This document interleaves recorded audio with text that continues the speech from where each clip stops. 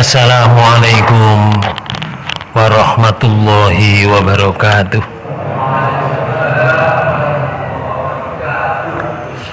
Bismillahirrahmanirrahim. Alhamdulillahil qail fi kitabihil karim. A'udzu billahi minasyaitonir rajim. Innal ladzina ja'u bil ifki usbatum minkum la taksabuhu sarron lakum bal huwa khairul lakum likulli imri'in minhum maktasaba minal ismi walladzi tawalla kibrahu minhum lahu adzabun adzim. Asyhadu an la ilaha illallah wahdahu la syarikalah wa asyhadu anna Muhammadan abduhu wa rasuluhu la nabiyya wa la rasula ba'dah. Allahumma sholli wa sallim wa barik ala Muhammadin wa ala alihi wa ashabihi wa man tabi'ahum bi ihsani ila yaumiddin, amma ba'du. Hadirin hadirat Bapak Ibu yang dirahmati Allah, marilah pertemuan ini kita awali dengan bacaan basmalah. Bismillahirrahmanirrahim. Kajian kita pada hari ini di surat An-Nur, surat 24, ayat 11 dan seterusnya. Pada kesempatan yang lalu Bapak Ibu sekalian, kita membahas tentang laknat melaknat, li'an, yaitu tentang tuduh menuduh, utamanya menuduh zina kepada perempuan yang berpribadi baik atau istri yang pribadinya baik, akhlaknya baik, dituduh zina. Itu namanya li'an. Maka yang menuduh kalau tidak bisa membawakan saksi sejumlah 4 dari orang laki-laki yang dewasa, laki-laki itu diberi hukuman dera 80 kali. Dan jika perempuan itu menerima tuduhan laki-laki tadi, dia dihukum rajam. Tapi Allah memberikan fadilah, kurnia dan rahmat, sehingga perempuan itu dihindarkan dari rajam, disuruh bersumpah 4 kali. Yang kelima, jika tuduhan suaminya itu benar, maka Allah akan melaknatnya. Itu hukum yang diberikan oleh Allah. Setelah itu diceraikan dan tidak bisa dikembalikan karena tidak ada talak roj'i.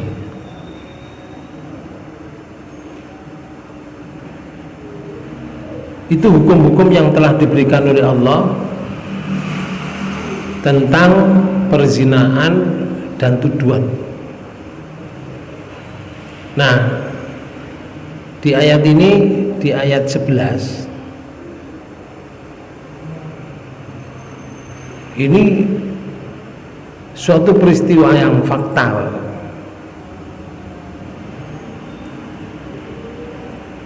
Karena turunnya ayat 11 ini berkenaan dengan istri Rasulullah Shallallahu Alaihi Wasallam, namanya Aisyah. Rasulullah itu kalau mau mengadakan suatu perjalanan perang di Madinah, istrinya kan lebih dari 7 tuh istrinya Rasulullah waktu itu. 9 yang dibawa ke Madinah itu. Dulu 11 waktu di seluruhnya itu 11, tapi yang meninggal 2, tinggal 9. Dan belum ada undang-undang menikah 4 maksimal. Itu kalau berangkat perang atas perintah Allah, istrinya diajak, tapi tidak semua. Nah, istri yang diajak itu tidak semua, diundi, diadakan satu undian. Pas hari itu yang keluar undiannya adalah istri yang termuda, namanya Aisyah. Aisyah binti Abu Bakar, karena Abu Bakar itu mertuanya Rasulullah. Nah, setelah sampai di Madinah, di tempat peperangan itu, terus perjalanan pulang.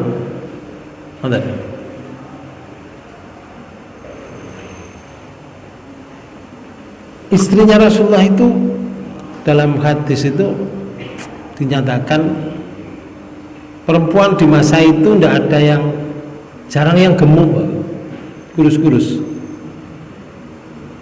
karena makannya agak kurang gitu loh. Ya, istrinya Rasulullah termasuk Aisyah itu kecil badannya, karena istrinya Rasulullah berangkat dan pulang itu ditandu, dimasukkan ke dalam tandu, seperti kalau di Indonesia itu zaman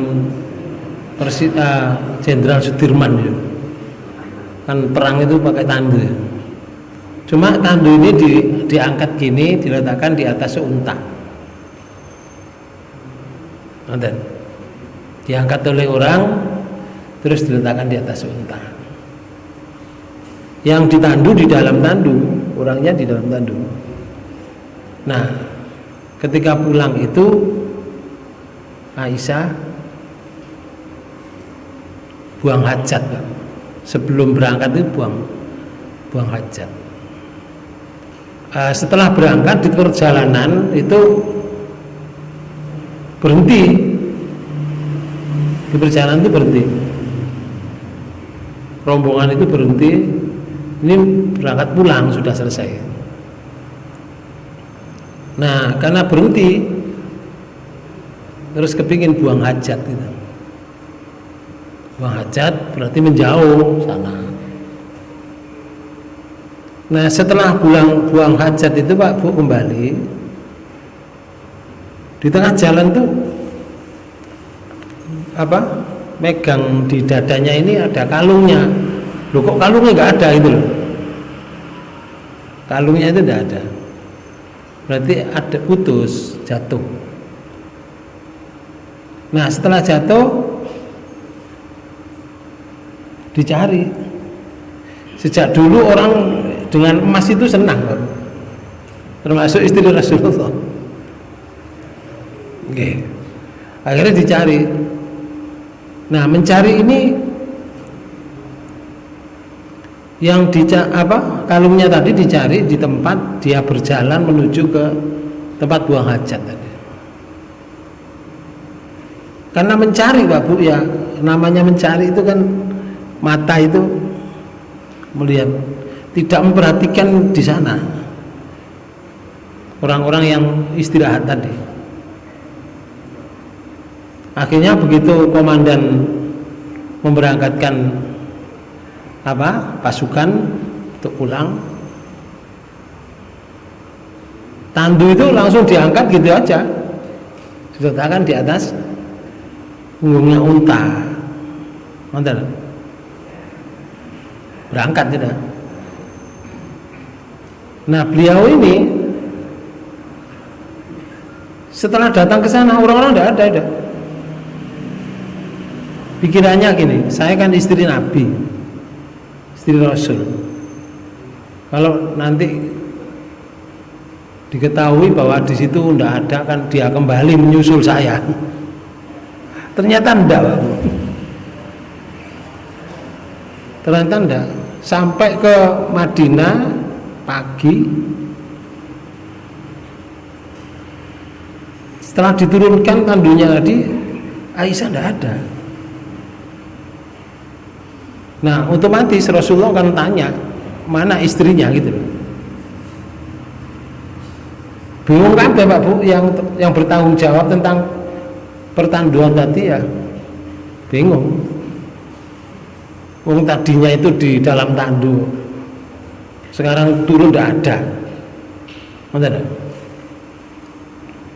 Dan itu wajar kalau saling tanya menanya, ini wajar. Itu kehidupan. Nah, rupanya waktu itu sudah malam gitu loh. Sehingga Aisyah itu berada di tempat berhenti tadi menunggu rombongan yang mau kembali tadi, ternyata tidak kembali. Itu keturun di situ, tidur, kepegelan gitu. Tertidur, akhirnya ada salah seorang namanya Sofyan, anak muda ini pulangnya nggak langsung bareng, tapi dia masih tertinggal, serudalani lah jaro. Dia tertinggal, setelah tertinggal terus dia pulang sendiri pakai unta. Nah, setelah jalan di tempat itu kok ada orang, kaget. Akhirnya istirja, innalillahi wa inna ilaihi raji'un. Ada kalimat innalillahi wa inna ilaihi raji'un. Kaget Aisyah, bangun dulu. Lalu segera ditutupi mukanya ini dengan kudungnya. Tapi rupanya Sofyan ini sudah pernah mengenal, karena istri Rasulullah itu kan terhijab. Tapi sebelum ada perintah hijab itu, si namanya Sofyan itu pernah melihat wajahnya istrinya Rasulullah. Akhirnya begitu terlihat ketika tidur tadi, kok sepertinya istri Rasulullah. Begitu mengatakan innalillahi wa inna ilaihi raji'un, kaget, tutup mukanya, terus disapa, apa panjenengan Ummul Mukminin, istri Rasulullah? Iya. Loh, kok di sini sendirian? Nah, ceritanya seperti tadi, kalau mau cerita mana? Ceritanya seperti tadi. Akhirnya ditolong oleh Sofyan, suruh naik kendaraannya, dituntun. Untanya dituntun dari muka. Sofyan di mukanya unta itu sampai pagi ya. Sampai pagi. Sampai di Madinah tahu, loh, kok Sofyan bersama dengan istri Rasul. Sedangkan rombongan sudah buyar tadi, artinya sudah siang, sudah istirahat di sana. Kok ada seorang istri Rasulullah dengan anak muda namanya Sofyan. Semalaman, ada apa ini? Nah, inilah yang akhirnya menjadi sebuah tuduhan yang hukumnya diberikan oleh Allah di awal itu, Pak. Mulai dari ayat 1 sampai ayat 10. termasuk orang zina itu jodohnya adalah pezina atau musyrik. Tidak boleh orang zina itu dijodohkan dengan orang yang baik atau musyrik. Bapak dan Ibu saudara sekalian, nah terjadilah akhirnya omongan Bapak, ada ghibah, ada fitnah, rame. Kalau istri Rasulullah yang kejadian semacam itu, segera berita ini lebih santer Bapak, daripada istrinya orang-orang. Enggak, kalau istri pejabat enggak santer. Rasulullah sedih sendiri, sampai dalam hadis itu disebutkan Aisyah itu sampai demam, lorong, sakit. Rasulullah melihat istrinya itu sudah simpatinya kurang, tidak seperti biasanya, hanya jenguk saja, bagaimana kabarmu,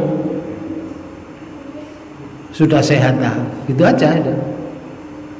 Beda dengan ketika orang sangat sayang loh Bapak. Ya. Akhirnya si Aisyah ini kok ada apa ini? Rasulullah kok sikapnya seperti ini, tidak seperti biasanya gitu. Ketika Aisyah sakit itu tidak ngerti kalau itu ada bicara-bicara di luar, ada move, ada fitnah, ada ghibah, itu Aisyah nggak ngerti. Dan itu tidak diberi klarifikasi oleh Allah selama 1 bulan.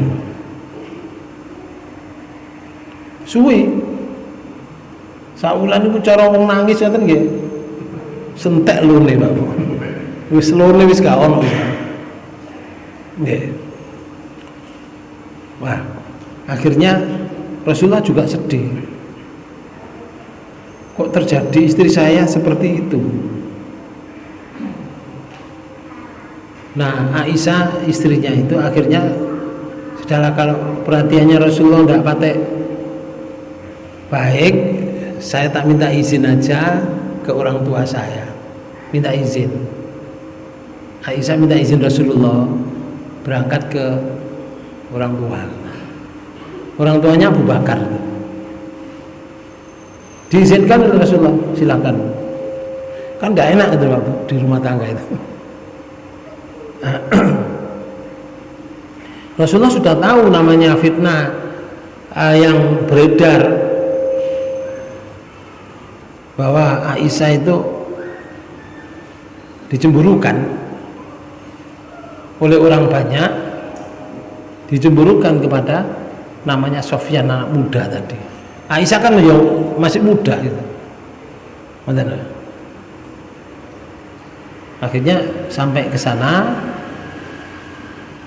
ke rumah Rasulullah, rumah bapaknya Abu Bakar. Rasulullah sendirian di tempat beliau. Sampai Rasulullah itu mengundang Ali bin Abi Thalib, terus mengundang Tolha, mengundang Tolha. Kedua-duanya sahabat ini diundang, dijak ngomong kali Rasulullah perihal menceraikan istrinya. Sampai begitu, menceraikan istrinya Aisyah maksudnya. Gimana saya akan menceraikan istri saya ini, menurut pendapatku bagaimana? Peristiwanya begini. Kamu tahu sendiri posisinya dengan Sofyan. Rasul itu manusia biasa Pak Bu, cemburu ya iya, sama. Bedanya Rasulullah itu yuha ilayya. Rasulullah itu diberi wahyu oleh Allah. Isinya wahyu annama ilahukum ilahun wahidun. Sungguhnya Tuhan yang disembah itu adalah Tuhan Allah yang Maha Satu. itu Rasulullah. Banyak ayat yang menunjukkan bahwa Rasulullah itu sama dengan kita. Kalau di surat Taubat ayat 128 itu Allah menyatakan, laqad ja'akum rasulun min anfusikum. Ya, surat 9 ayat 128. Saya menerjemahkan.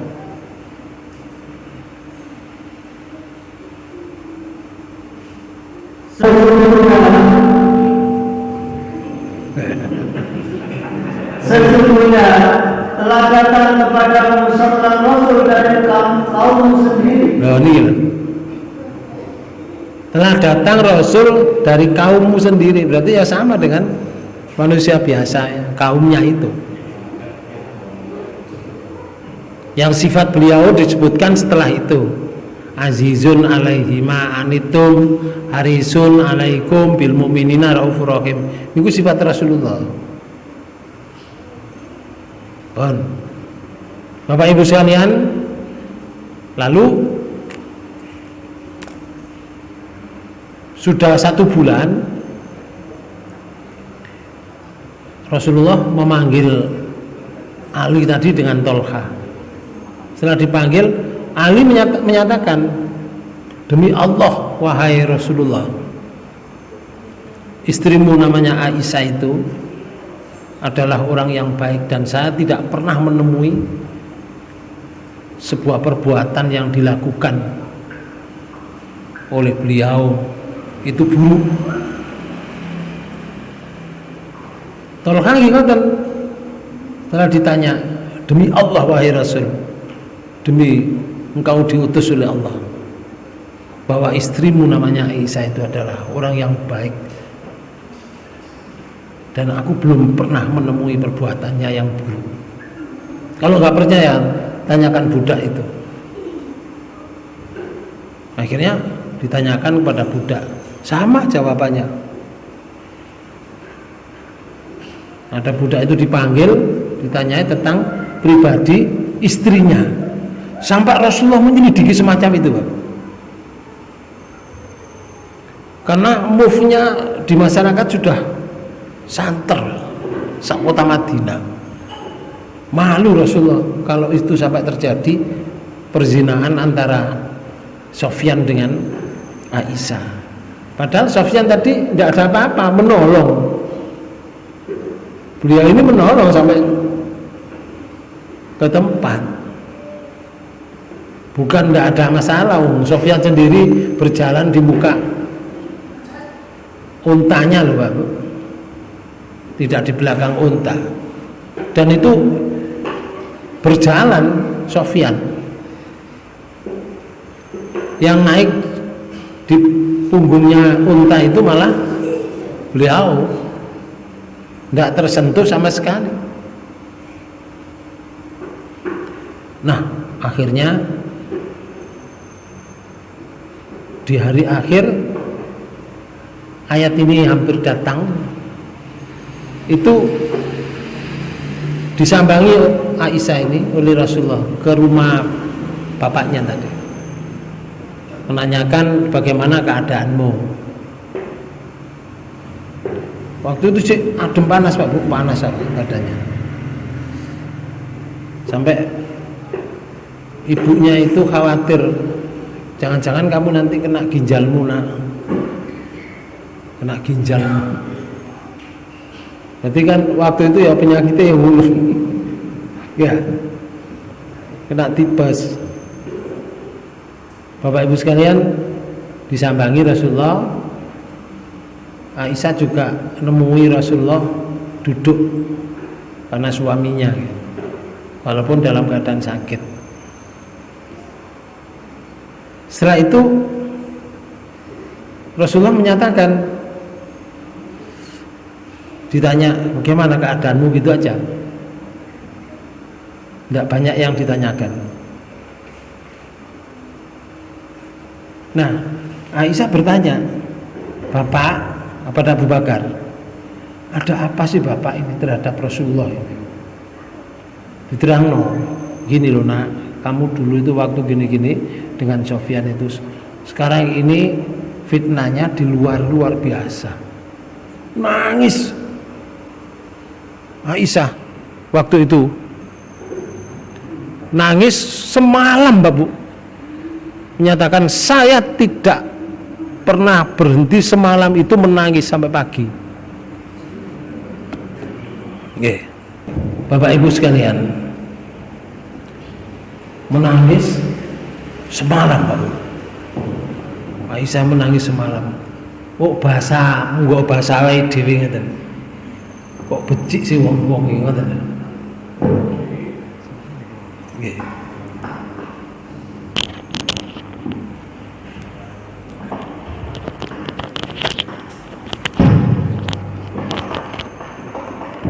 Kok sampai saya difitnah semacam itu? Padahal saya tidak berbuat apa-apa yang mengakibatkan Rasulullah bersikap semacam ini. Nangis Rasul sinten Aisyah itu semalaman. Akhirnya Bapak diperintah kali Aisyah, Bapak tolong panjenengan ngomong nang Rasul. Abu Bakar kemudian, aku ngomong apa nang Rasulullah? Keadaannya lo seperti ini. Nangis dok Aisyah. Lu minta pada ibunya, ibu panjenengan ngomong tentang Rasulullah bahwa peristiwa itu adalah bohong, dusta. Keadaannya semacam ini, nah aku gak bisa ngomong apa aku nang Rasulullah. Akhirnya dengan keterpaksaan beliau Aisyah ini berucap pada Rasulullah, menerangkan keadaannya sampai mengatakan, jika dari ini Aisyah, jika aku mengatakan kepada engkau wahai Rasul, apa yang saya katakan dengan sebenarnya, pasti engkau tidak akan percaya kepadaku. Jika aku mengatakan salah pada diri saya, pasti aku akan dapat hukuman. Karena itu Rasulullah berpesan pada istrinya, wahai istriku Aisyah, bertobatlah kamu kepada Allah atas segala sesuatu yang kau perbuat. Allah akan menerima tobatmu jika kamu berbuat tobat benar kepada Allah. Pernyataan ini sudah menyakitkan. Aku disuruh tobat, ini salah saya apa? Akhirnya diterangkan sejenis-jenisnya oleh Aisyah. Tapi walaupun aku menerangkan semacam ini wahai Rasulullah, kamu tidak akan mempercayai saya. Karena fitnah sudah di luar semacam itu. Maka saya sikapnya sebagai orang seperti Nabi Ayub, Nabi Yakub. Kesabaranku yang saya pertahankan. Saya hanya kepingin kesabaran saya. Dulu waktu Nabi Yakub ketika putranya itu dibujui oleh anak-anak yang dari mbok tua itu, Yusuf kan diajak berburu kan, iya, katanya dijaga. Ternyata pulang kambing disembelih, darahnya dielet-elet nang pakaiane Yusuf, menangis di hadapan Yakub, bapaknya tetap gak percaya tuh. Munggo dipangan serigala ini mesti bedak kabeh bajune, enggak ya. Hanya berdarah tok, dielet-elet nang darahe kambing. Dan Nabi Yakub kan seorang nabi, seorang rasul, sudah diberitahu oleh Allah. Peristiwa yang kedua diambil lagi, Bapak. Setelah sekian tahun lamanya, Yusuf sudah menjadi raja. Oke. Diajak, ternyata adiknya, bukan Yusufnya, adiknya, ganti adiknya, namanya Benyamin. Dan di skenario begitu oleh Yusuf, sampai di Mesir ditahan, gak oleh mulai. Wes mulai nangis maneh, dinyatakan dengan sebenarnya. Kalau yang terakhir itu benar. Tapi Nabi Yakub sudah buta di 25 tahun. 25 tahun ditinggal oleh Yusuf. Pikirannya masih ada karena diberitahu oleh Allah Yusuf itu diurip. Tapi nanti karena mikirnya betul, buta, tertutup matanya dengan putih. Nah, ternyata Benyamin ditahan oleh Yusuf. Maka Nabi Yakub mengatakan, "Fasabrun jamil." Maka kesabaranku adalah kesabaran yang baik. Artinya saya harus sabar. Awakmu bahasa kula, bujuke aku ping piro nak? Zamane Nabi, zamane Yusuf biyen. Saiki Yusuf sampai gak ono sekian puluh tahun. Saya ganti adikmu Benyamin. Kon bujuki terus nang aku. Aku ini kudu sabar. Gak mungkin kamu ngesot anaknya, istilah ngesot loh. Berbicara yang buruk kepada anaknya. Karena orang tua itu sudah tahu Bapak, kalau omongannya elek nang anak itu doa. Karena itu walaupun kejahatan yang telah dilakukan oleh saudara-saudaranya Yusuf itu pada akhirnya diampuni oleh Yusuf sendiri, oleh Yusuf diampuni. Kemudian mereka bertobat kepada Allah menjadi orang yang baik, dan keluarganya Nabi Yakub jadi orang baik semua, walaupun jahat di waktu itu kepada Yusuf. Nah, keturunannya itu keturunan yang baik-baik. 12 orang itu disebut keturunan Bani Israel. Tapi sekarang sudah beda Pak Bu, tidak seperti yang disebutkan Bani Israel dulu. Nah, setelah terjadi semacam itu, akhirnya tidak lama kemudian Rasulullah kalau mendapatkan wahyu niku bermacam-macam Pak Bu. Ada yang terbisikkan, ada yang dibalik tabir. Ini pas dibalik tabir. Sehingga Rasulullah mencerna wahyu itu sampai keluar keringat cak jagung-jagung. Bahasa istrinya itu menetes seperti kedelai. Keringatnya tes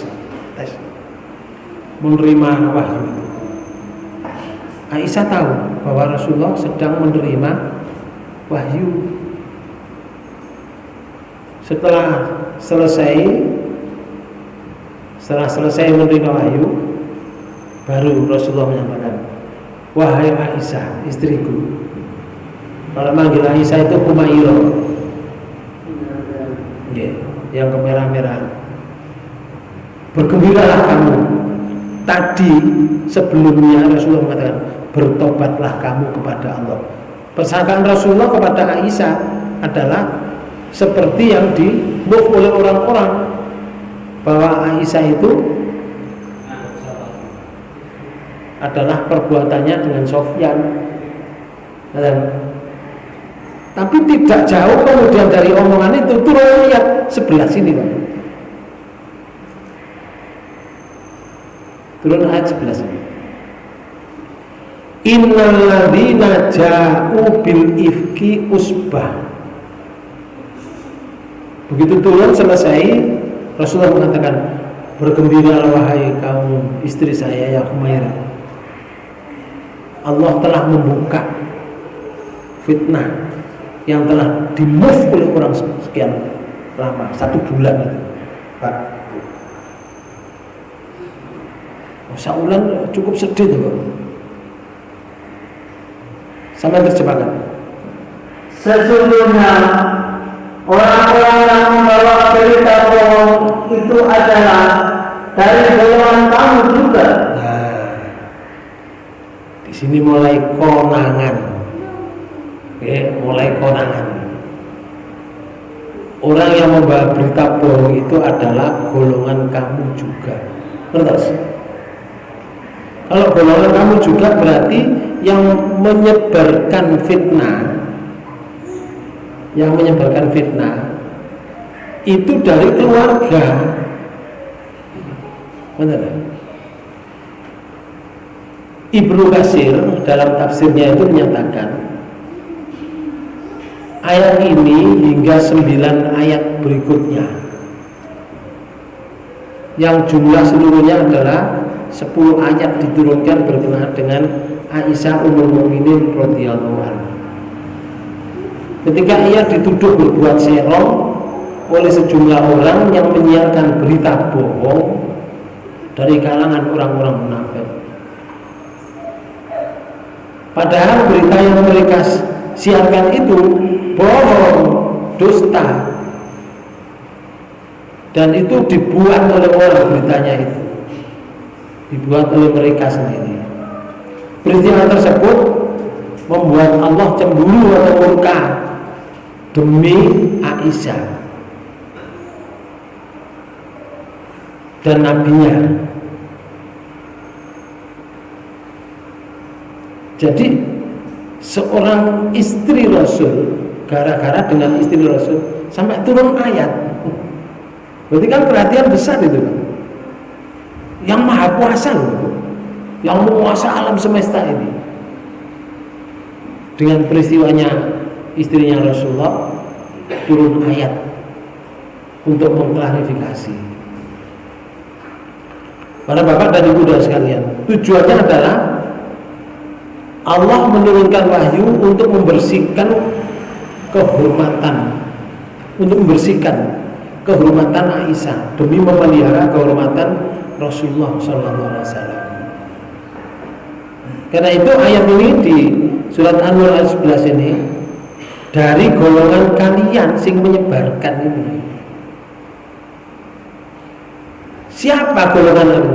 Yakni sejumlah orang dari kalangan kalian sendiri, bukan 1 atau 2 orang, melainkan segolongan orang. Banyak ya?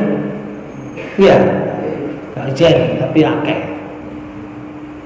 Orang yang pertama menyebar isu itu adalah Abdullah ibnu Ubay ibnu Salul. Ya iki Pak Bu, wong sing pengacau, iki wong munafik, wong yang mlebu Islam tapi menghancurkan dari dalam. Iki jenenge musuh dalam selimut. Abdullah ibnu Ubay ibnu Salul ini. Ya, orang ini yang dulu ketika pasukan Rasulullah sejumlah 1000 orang itu di stop oleh pembicaraan ini, Abdullah ibnu Ubay ini di stop dengan pembicaraan termakan hatinya, akhirnya tidak mengikuti perang dengan Rasulullah. Orang 1000 pulang waktu, kecuali ada 313 orang yang masih berjuang dalam perang Badar. Iku saya ngaco ini. Makanya dongane para ulama, Abdullah ibnu Salul ini elek tok di sini, dan ini sudah diancam neraka ini. Orangnya sekarang sudah mati, Bapak. Sekarang di kuburan berjerit-jerit, orang ini gak tahu lah, cerita ngomong terus. Ya. Pemimpin kaum munafik, ya dia itu. Dialah orang yang mempunyai prakarsa menyebarkan isu dusta itu, sehingga ada bagian dari kalangan kaum muslimin yang termakan dan terhasut oleh isu yang disebarkannya, yang akhirnya menjadi bahan pembujingan mereka Sedangkan sebagian kaum muslimin lainnya tidak mempunyai tanggapan apapun terhadap peristiwa itu. Keadaan ini berlanjut sampai 1 bulan. Akhirnya turun Quran surat ini, ayat 11 ini. Surat An-Nur ayat 11 ini. Diceritakan panjang lebar yang saya ceritakan di muka tadi, Pak Bu, dalam hadis riwayat Ahmad dan riwayat Muslim. Sampai turunnya ayat ini. Nah, kemudian jalannya apa? Jalannya suatu nista tadi. Artinya Abdullah bin Ubay bin Salul tadi yang membuat berita disebarkan di masyarakat itu jalannya dibicarakan oleh Allah di ayat 12 sampai ayat 20. Jalannya, jalan ceritanya. Karena itu di dalam hadis yang panjang yang menceritakan turunnya Quran surat 24 ayat 11 ini fitnah terhadap Aisyah, istri Nabi. Itu ternyata Bapak Ibu sekalian, ya, ternyata ada orang yang di dalam keluarga itu yang menjadi sumber utama dari ahlu bait Abu Bakar dan Rasulullah. Nih, di ayat 12 itu Allah menyatakan laula id sami'tumuhu dzannal mu'minuna wal mu'minatu bi anfusihim khaira wa qalu hadza ifkum mubin. Di sini disebutkan ini merupakan pelajaran pertama dari Allah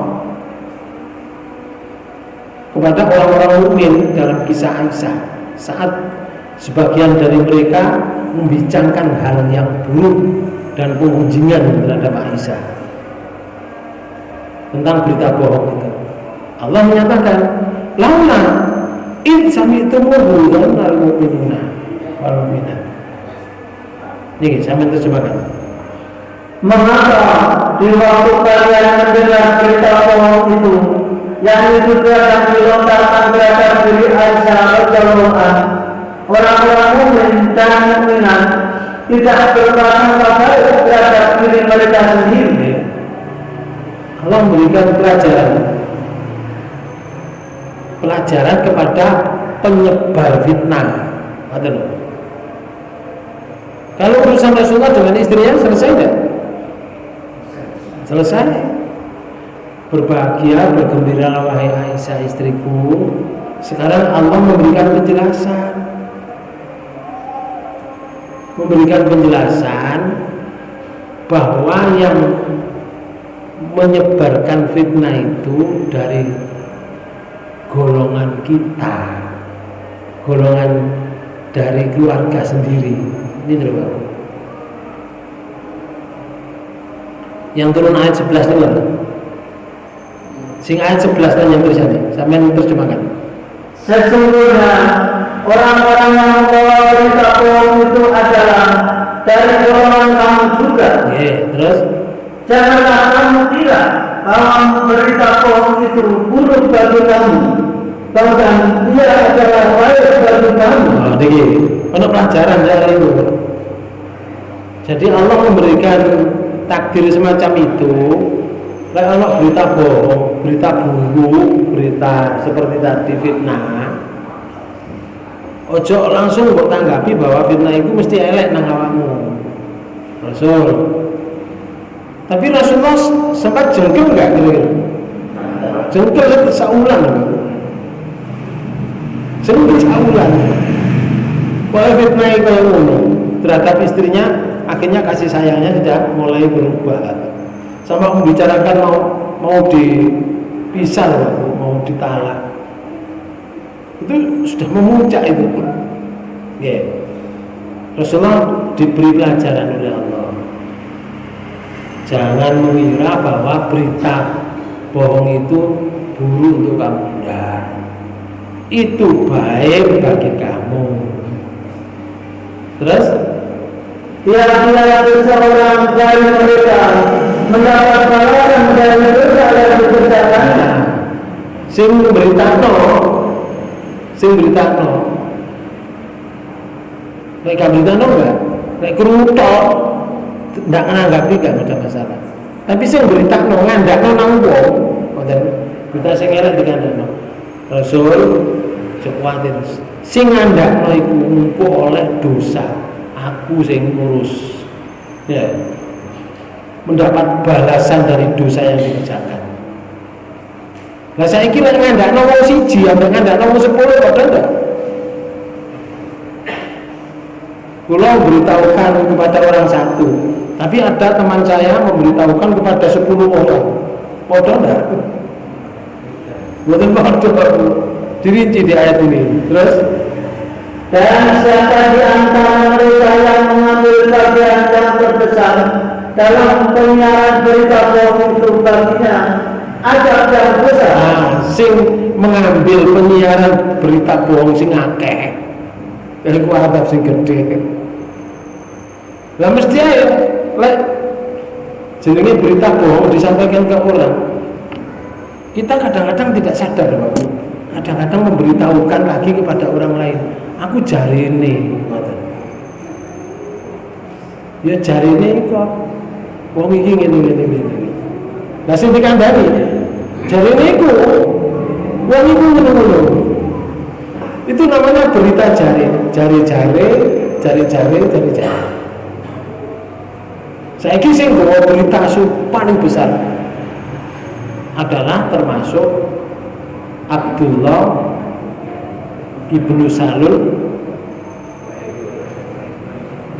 Itu tadi yang membawa berita yang besar dari kelompok ulama. Sedangkan dari keluarga itu ada. Siapa di antara dari keluarga itu? Orang yang dulu pernah dibantu oleh Abu Bakar As-Siddiq ketika berangkat ke Madinah. Berangkat ke Madinah, itu gak iso berangkat Abu perintah hijrah itu. Biasa berangkat karena mereka tidak punya ponakane, misanane, saudaranya. Itu gak iso berangkat. Ditangkap kok gak berangkat, itu perintah Allah hijrah ke Madinah. Apa yang saya pakai berangkat? Oh, Oma sudah kalau rumah saya tinggal terus aku makan apa di sana? Nggak punya pekerjaan, nggak punya apa. Akhirnya Abu Bakar berangkat. Kamu berangkat semua. Saya yang membiayai. Perjalanannya saya yang biayai. Kalau kamu nggak punya rumah sana, aku akan memberikan rumah untuk kamu. Hidupmu di sana, insya Allah saya tanggung semuanya. Nanti lah wong sing diberangkat iki wis nang Madinah. Ketika ada seperti itu, wong yang melok hijrah, melok perang, ngoten. Sing wedok gak. Tapi begitu ada peristiwa semacam ini, akhirnya ikut nimbrung. Ketika ada orang meletuskan suatu masalah tentang Aisyah dengan Sofyan. Awak ikut nimbrung ngandakno nang wong. Sing kamu ngandakno sing kene ngandakno nang wong. Akhirnya menyebar semakin banyak. Nah, ini sudah diputuskan oleh Allah di ayat ini. Rasul, perkaramu dengan istrimu sudah ada masalah. Bahasa kula. Siapa yang membawa berita bohong, lek titik gone tak balas titik. Tapi sapa sing gedekno berita, yo mereka akan mendapatkan azab yang sangat pedih. Nah, seperti apa jalan ceritanya sampai dia itu akan diadab oleh Allah? Bahkan sampai Abu Bakar wallah, demi Allah, saya tidak akan memberikan santunan lagi terhadap mereka yang sementara ini saya beri santunan.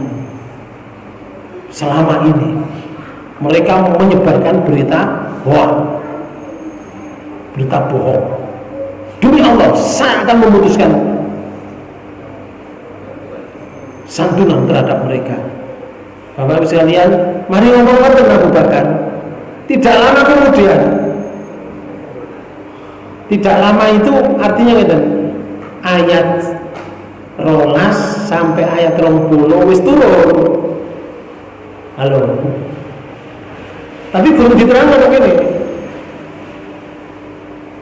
Setelah Ramadan ayat 12 sampai ayat 20 sudah turun. Maka tidak lama kemudian omongannya Abu Bakar turun ayat kok.